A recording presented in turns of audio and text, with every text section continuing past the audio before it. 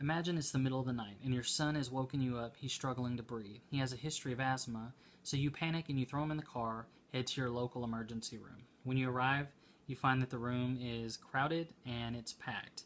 So a nurse does a general assessment of your son and determines that he's able to wait for treatment.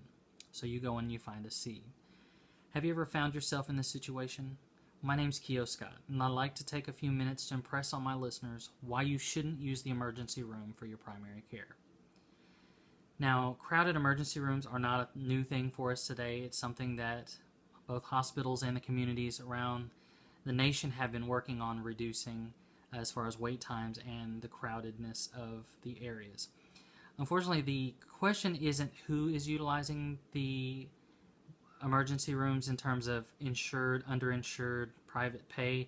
The question is what? And the what of that is, why are people presenting themselves to the emergency room?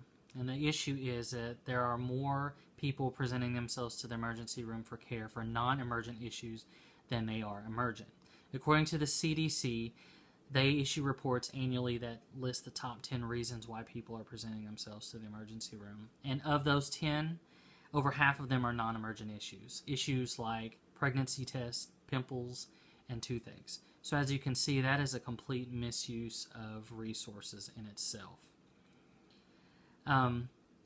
Utilizing the emergency room is also very costly.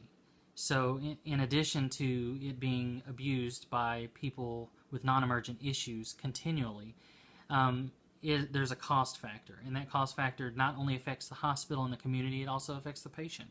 It's very costly to go into the emergency room and check in. It could cost you anywhere from $300 to $500, and then anywhere from $2,000 to $9,000, depending on the level of care that you might need.